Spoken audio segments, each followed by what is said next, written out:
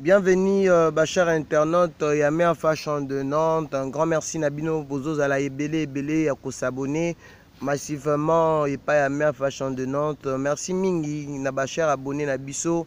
Oh, vous allez consommer ma vidéo Nabiso Père Royoka analyse au Mère Fashion de Nantes. Azako Sala Nangai Moko Wabino Peggy Titan, le parallèle de la presse congolaise. Pour vous dire que hier soir, l'internet a été touché. Chers internautes, fan, mélomane et Karine.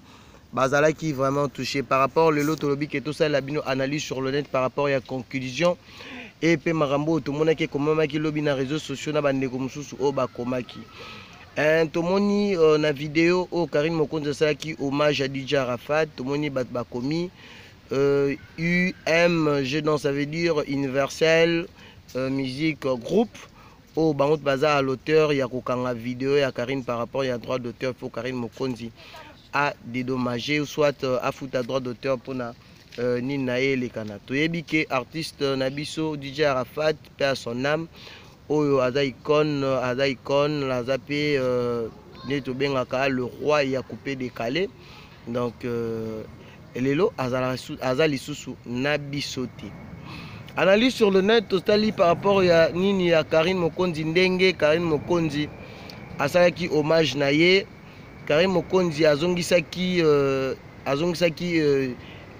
tube na ye ya 2011 oyo ye abetaka hommage ya Jonathan mais tozo contredire batu ya UMGT tozo contredire bango te mais à l'époque tangu abetaka nini ya Jonathan toyebi kaza malgré akoma produit na bango mais azalaki na temps wana azalaka na producteur vraiment producteur officiel ti arandaki pe mutu hommage lelo pene ba rendre pe DJ Arafat ba rendre hommage ya arandaki hommage na son frère son ami DJ Jonathan lelo pe Karine Mokonzi salika idem mais par rapport photo yo ba ke bandeko na biso dans une église au milieu du village parce que batumsu bazoloba bozo encourager Karine et tout biso ndenge toza boye toza ba chroniqueur toza ba éducateur Thomas de masse plutôt mutu moko akoki ko encourager Karine na mabe azati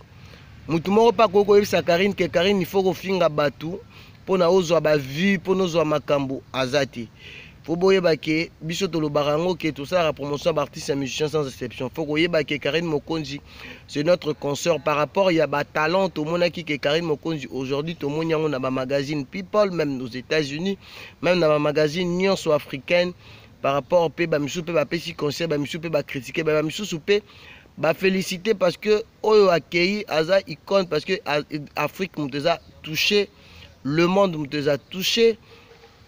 La Côte d'Ivoire peut a touché, en plus Bisso Congo peut a touché parce que qu'on perdre au grand icône locaux là, déjà Rafat ou Alobi Kazala idole, il y a Monseigneur Dangwe Bill Clinton que je salue en passant.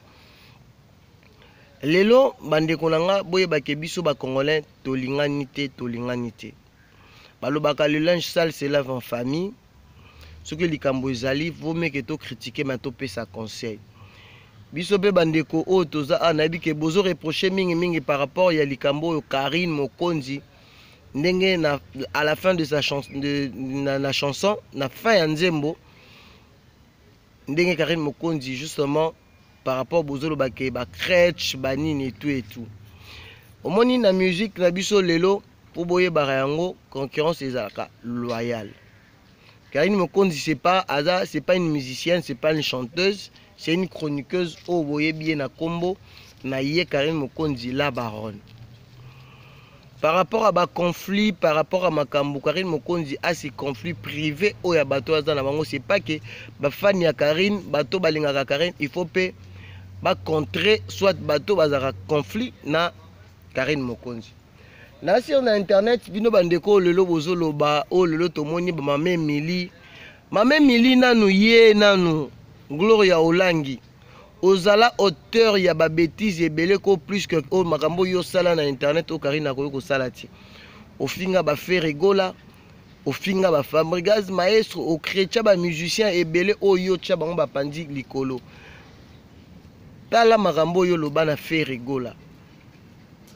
Et tant que moi si d'unité tozolinga te ke bandeko na biso ba concert na biso lelo bomoni ke non par rapport ke makambo lelo ndenge vidéo ya Karine Mokonzi eza bloqué, il faut bino tout bo se pencher na sujet ya Karine.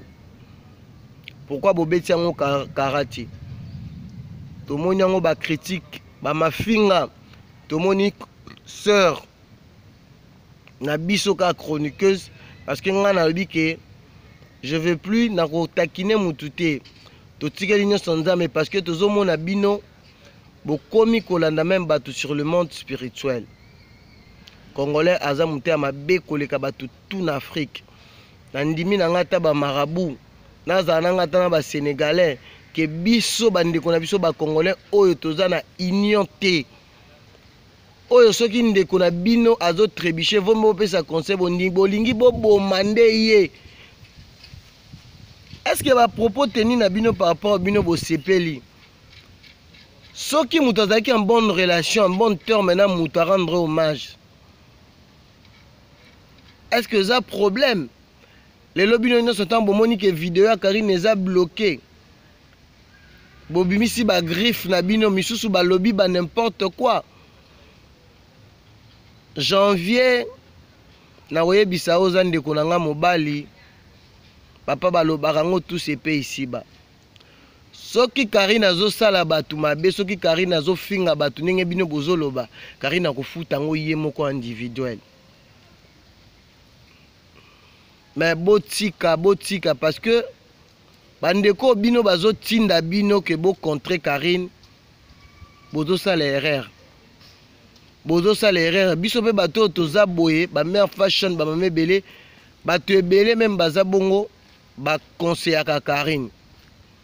Karine, elle est responsable de ses propres actes plutôt. Elle est responsable là-bas. Actes naye. Marambo yazo sala. Mais biso pe bandeko tozo soutenir ye, tozo lingate parce que tozo mona que Karine a beaucoup combattu. Mais jamais abattu parce que Karine Mokonzi azo sala kaka ba exploit. Karine Mokonzi boye bayango bato pe babebisa Karine Mokonzi zaka bato baza na monde ya musique. Karine Mokonzi akoli na monde ya musique. Yambo moni a se penchera trop, c'est une chroniqueuse musicale. Bande konangai place mabe ezali toza ba congolais. Tola kisana no exemple soki biso na biso to lingani. Karine wana lelo bino bosali fête omeli ba champagne pona kaka ya vidéo. Karine a diembeli déjà Rafat te. Eza liwa yaka na porta mutu nyonso. Ndenge lelo déjà Rafat akei ndenge pe babino oyo bato oyo bozo seka. Lelo bino pe liwa pe kobeta kaka na porte na mutu moko kotika la éternel eza te à part Nzambi.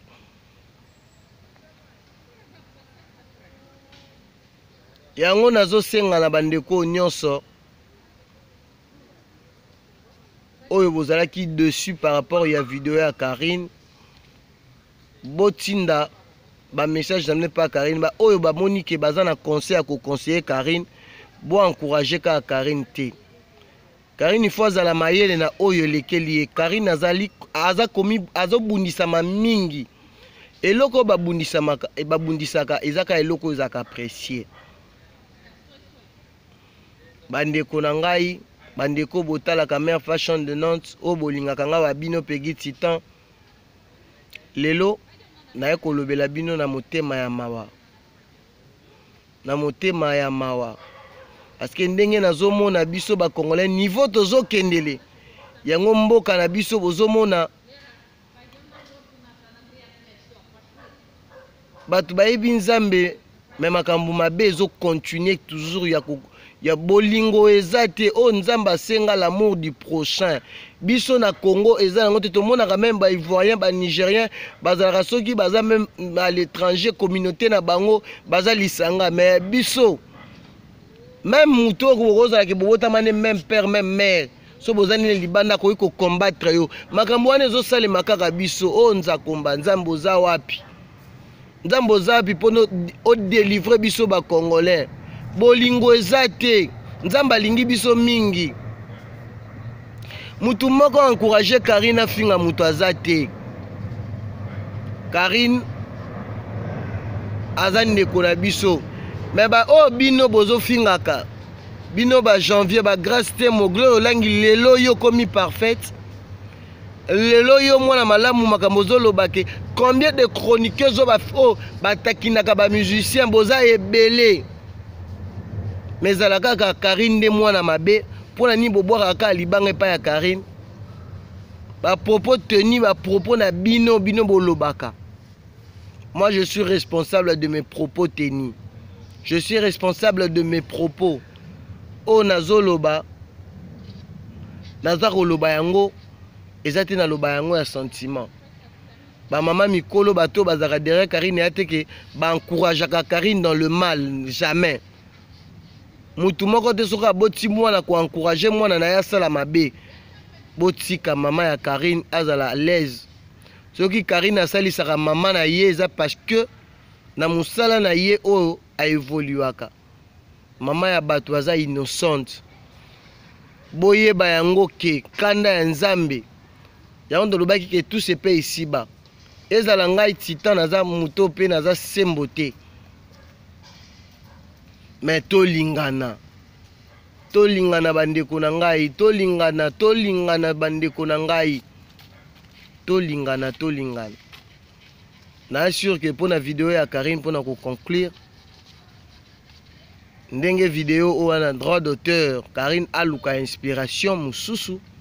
Déjà Karine alakisi batouke de quoi elle est capable de faire par rapport à ba talent, batou ba apprécier, mais Karine alongwa na ba critique, alongwa na makambo yo ezo faire distraire yé parce que aza déjà na ba public, aza na ba fan, soki Karine le doit sali likambo. Aoza na bateau ba ko prêter attention na bango ba yoka likamunini azoloba soit likamunini azo sala. Donc ezaki bongo oyo ya koloba na zaki nango yango wana bandeko boza na ide boza na balikanisi malamu bokomelanga pekiti temps na koloba ngo na émission. Merci na bino, merci na bato tout bolandinga, merci na papa Gilles Boloko, merci na Clairbo Boula le meilleur garçon de Paris, merci na sœur Nabiso Odette Ngina, Mylène Monjoa, Elisabeth Monje, bango tout famille Monje mobimba o bazali na Suède kuna boutique exotique pa idecom. Merci o nga pekiti na ya koloba yango wana tokutani mikolo zali koya.